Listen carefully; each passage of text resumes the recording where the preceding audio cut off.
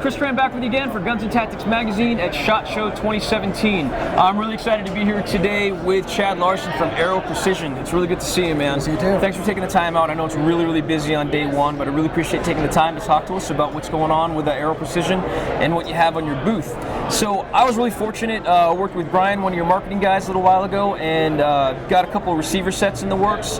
The first one that I was working with was your upper system, so it's the M4E1. That's correct. What does that stand for, and what exactly does it do? I want to hear the description from you, obviously, but for me, in terms of building it, it was almost a boring build because it was super easy, but I really like what you guys have done in terms of the parts, components, and how they fit together. So could you explain to our viewers exactly what that is and how it works if they don't know what the M4E1 system is? Yeah, absolutely. So the M4E1 stands for our Enhanced Series Upper Receiver.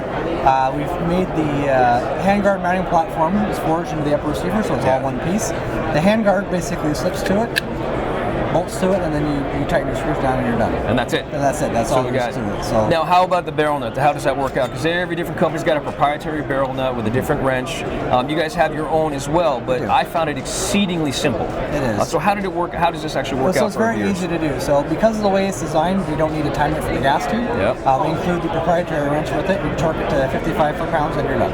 And that's so it? That's it. Slide on the sleeve and you're good to go. Yep. Now, one of the things that I like about the sleeve, I know kind of like slim handguards are all the rage. I don't mind them either, but in terms of heat dissipation and also just variability in terms of your build, what's your, you've got like, I think it's a 1.79 or a 1.8 inner diameter on this handguard? Yep, just under 1.8 inches, so it's just big enough to recess suppressor or some of the larger mobile devices that are out there. Right, and that's outstanding. And obviously, just in terms of cost effectiveness, what is this whole system running in terms of the upper and the handguard system? It varies depending on the length of the upper receiver, but for the upper receiver and the handguard, usually it's in the neighborhood of about $300.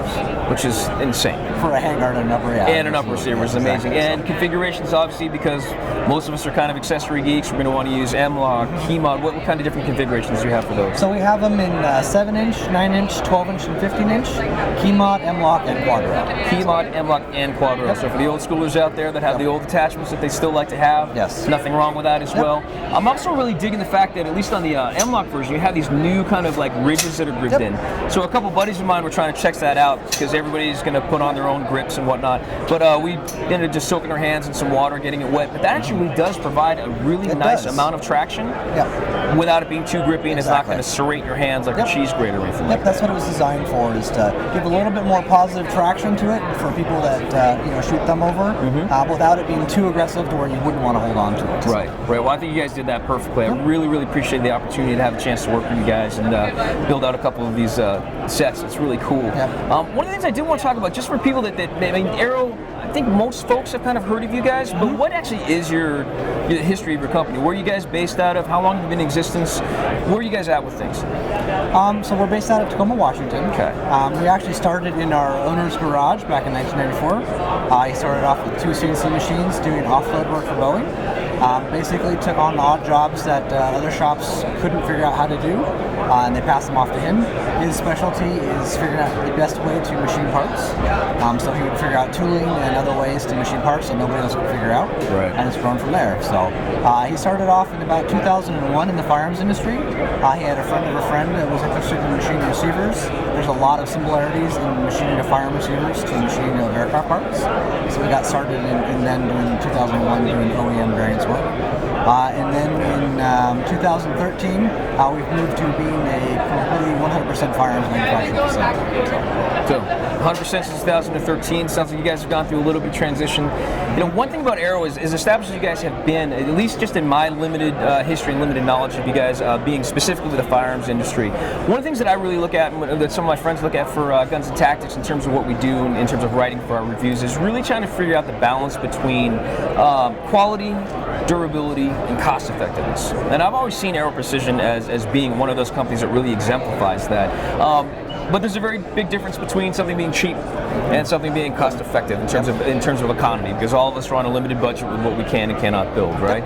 So in doing research and kind of looking around the web and whatnot, there always seems to be some type of internet chatter, and I've seen it, and I know that some other folks have seen it as well, talking about arrows being cheap, or they're out of spec, or it's kind of like hobbyist stuff, and that has never really been my experience. How do you address those types of issues, and what exactly is Aero's kind of philosophy in terms of finding where that balance is? Well, our policy QC for our manufacturer parts is 100% warranty. If there's any part that is actually out of spec, we will warranty or replace it to make it right for the customer. Any of the issues that we've had lately has been more attributed to growth. We've grown 50% year over year for the last 3 years. Wow. And just the nature of the business, it's been more difficult to keep up on the support side, customer service side. So we've taken steps to hire additional QC personnel to help with the checking of the parts.